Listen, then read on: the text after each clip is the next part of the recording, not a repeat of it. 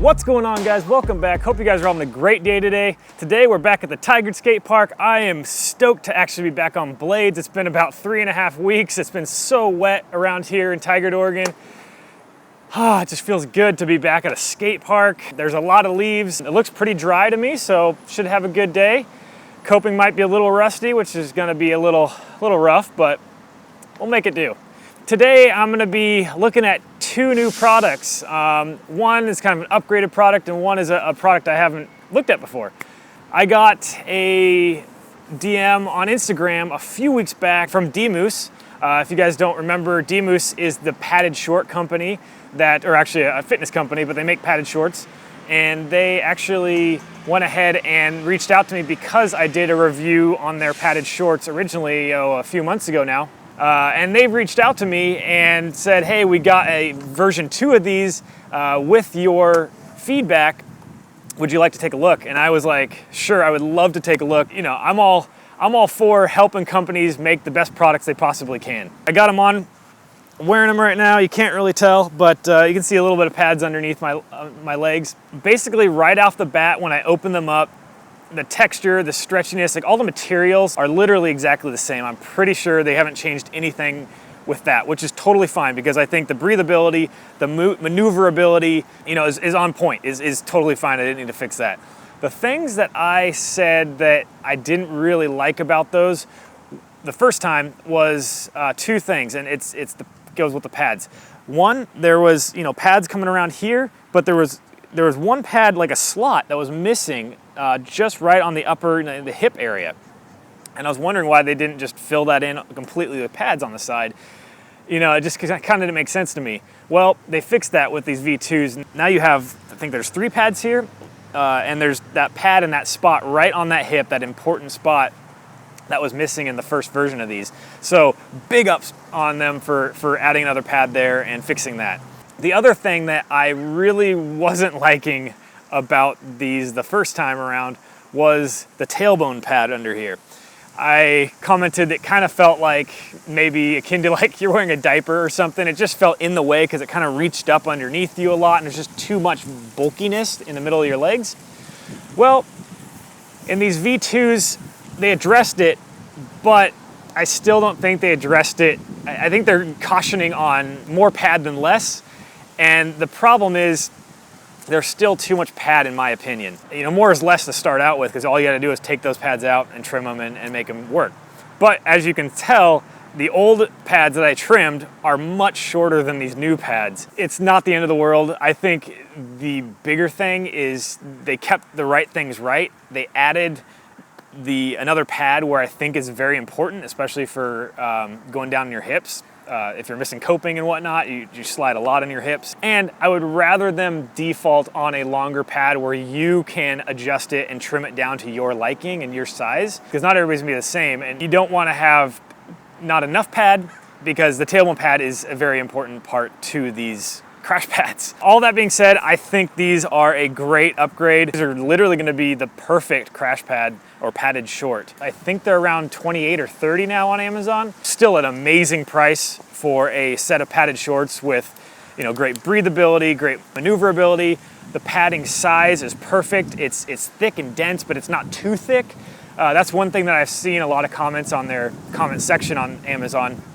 People are complaining, oh, you know, the pads aren't thick enough, they're not dense enough, for this and that. These aren't meant to save you completely. I mean, these are literally to go underneath pants and still have maneuverability, but give you that extra layer of protection if you go down your tailbone or your hips. They're not meant, I mean, let me tell you this again, they are not meant to completely save your hips and tailbone from being bruised or even broken. I mean, I broke my tailbone wearing crash pads.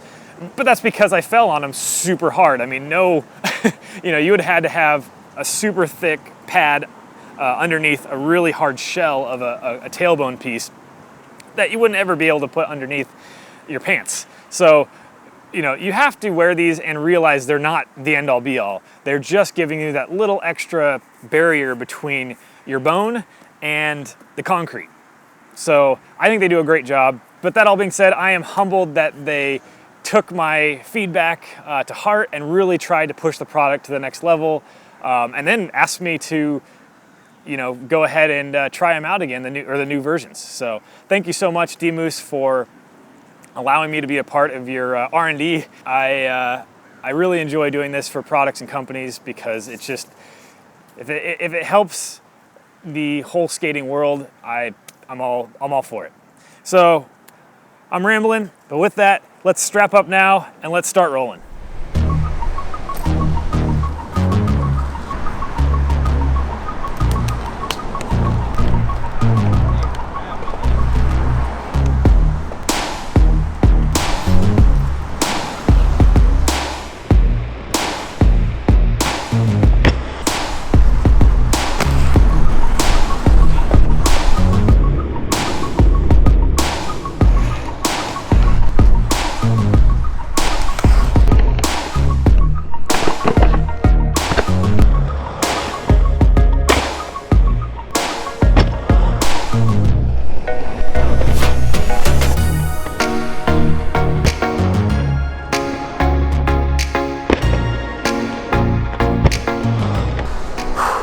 Wow, 3 weeks of rain does not do coping good. It's a rusty mess. Even just the front side H-block, I feel like I'm just getting stuck to it like glue. Probably not gonna be doing too many coping tricks today. We'll just do more of an air day. Let's keep rolling.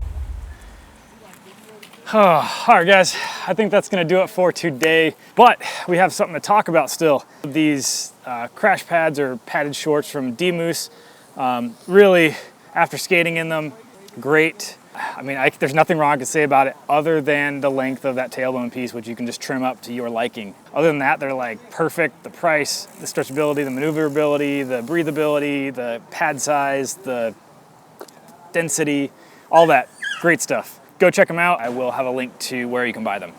That being said, we have one more thing to talk about today, and that is the helmet. I don't know if you guys caught that I was wearing a new helmet today.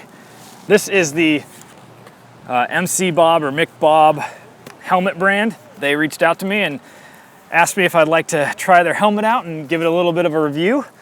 And I said, sure, why not? I'm all about wearing helmets now, and this is an inexpensive helmet. It has both, I believe, let me just check really quick. Yeah, ASTM and CPSC certifications, so that's amazing. You can find them on Amazon. I think they're going for around the $25, $30 range. I could be wrong, I'll put it on the screen here somewhere if I am wrong. I really like dual certified, inexpensive helmets because you know me, I'm a big stickler on helmets these days. I know they save lives and they keep you skating from traumatic brain injury. So let's check it out real quick, shall we? Really pretty standard looking extreme sports, BMX, inline, skateboard style helmet. It does have a few more ventilation holes than my other helmets. That being said, I didn't notice too much ventilation. I think the ventilation was coming from the fact that this didn't fit me quite right, to be honest. It is a little bit wide, so my head's a little more narrow, but it is wider this way, kind of like some other helmets I've reviewed. So yeah, it does come with a few goodies. It comes with another set of padding. I believe this is just a little bit thicker padding than what's in here right now, so it just gives you a little bit more tight, which I probably will actually change out because it'll give me just a little bit more hug around my head so I don't have to tighten this up as much. Did come with a buckle or chin strap pad. I'm not a huge fan of these, so I always take these off. It is pretty lightweight. I don't have my other helmets with me right now, but I would say it's about the same weight as my other helmets, which is a good thing. You don't want to have a heavy helmet on your head. The thing I do like about this, which was the same as my other helmet that I reviewed, the Outdoor Masters helmet, has this little ratchet in the back here, which tightens up against the back of your head, which actually was the only way that this helmet fit me. When I put it on my head, it is a large, and I did measure my head, and my head fell right in the middle, I believe, of this large helmet size. But if I put it on my head and don't have this strap ratchet thing in the back ratcheted down, look at that shake. I mean, this thing is just ginormous. The other thing about it is it's really deep. It doesn't fit my head perfect. So I had to really ratchet this down, and this is pretty low back here. I had to ratchet down pretty tight and to keep it, now obviously if I shake it, it's not shaking all over, which is nice. So this really helps to keep your helmet where it needs to be on your head. The thing is, this one actually comes down lower on my neck right here than I'm really used to. So, and I had to tighten it up quite a bit to make sure this thing was, locked in and solid. It felt a little bit annoying because it was kind of pushing on my lower, where your backbone meets your skull. It was kind of pushing on that point because I had to tighten it up so much. It doesn't sit on the back of your skull, push up against the back of your skull as much. It sits lower than that. I wasn't too much of a fan of that.